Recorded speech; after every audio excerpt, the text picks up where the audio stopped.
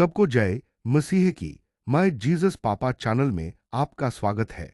आज बहुत से ईसाई लोग यीशु मसीह पर विश्वास करने का दावा तो करते हैं, मगर वो असल में बाइबल के वचन पर पूरी तरह विश्वास नहीं करते। अक्सर लोग अपनी बुद्धि का सहारा लेते हैं और बाइबल के वचनों पर पूर्ण विश्वास नहीं करते हैं। बाइबल 1 कुरिन्थियों 2:9 वचन कहता है कि जो बातें आंख ने नहीं देखी और कान ने नहीं सुनी, और जो बातें मनुष्य के चित्त मन में नहीं आईं, वही है जो परमेश्वर ने अपने प्रेम रखने वालों के लिए तैयार की हैं। परमेश्वर की योजनाएं हमारी सोच से परे हैं। उसकी आशीषें दृश्य और श्रव्य अनुभव से भी महान हैं। यह वचन परमेश्वर की महिमा और उसके प्रेम करने वालों के लिए उसकी अद्भुत योजनाओं को दर्शाता है। यह कहता है कि मनुष्य की सीमित इंद्रियां जैसे आंखें और कान उन महान और अद्भुत बातों को पूरी तरह समझ नहीं सकती जो परमेश्वर ने अपने प्रेमी लोगों के लिए रखी है। हृदय और बुद्धि चाहे जितनी कल्पना कर ले, फिर भी परमेश्वर की तैयार की गई आशीषों की गहराई और भव्यता को पूरी तरह नहीं जान सकता। यह स्वर्गीय आशीषों की ओर संकेत करता है, जो केवल इस जीवन में नहीं बल्कि अनंत जीवन में भी प्रेम रखने वालों को दी जाएंगी। यह वचन यह भी बताता है कि परमेश्वर का प्रेम बदले में अद्भुत प्रतिफल देता है, ऐसा प्रतिफल जो इस दुनिया की कोई भी वस्तु नहीं दे सकती।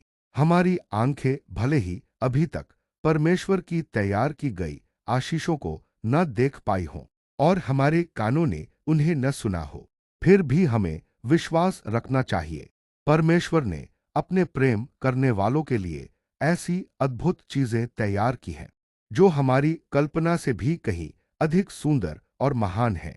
बाइबल में 1 कुरिन्थियों 2:14 वचन कहता है कि परंतु शारीरिक मनुष्य परमेश्वर के आत्मा की बातें ग्रहण नहीं करता, क्योंकि वे उसकी दृष्टि में मूर्खता की बातें हैं, और न वह उन्हें जान सकता है, क्योंकि उनकी जांच आत्मिक रीति से होती है। शारीरिक मनुष्य का अर्थ यहाँ शारीरिक मनुष्य से तात्पर्य उस व्यक्ति से है जो केवल अपनी प्राकृतिक बुद्धि, इच्छाओं और भौतिक सुखों के अनुसार जीवन व्यतीत करता है। वह व्यक्ति जो आत्मिक जीवन में प्रवेश नहीं करता, न तो परमेश्वर के आत्मा के मार्गदर्शन को समझ सकता है और न ही उसे महत्व देता है। परमेश्वर के आत्मा की बातें ग्रहण नहीं करता।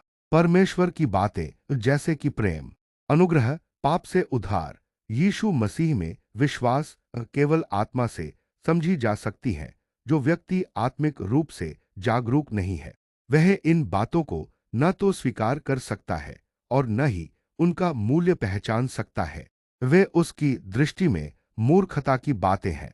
एक सांसारिक व्यक्ति को परमेश्वर की बातें तर्कहीन या व्यर्थ प्रतीत होती हैं।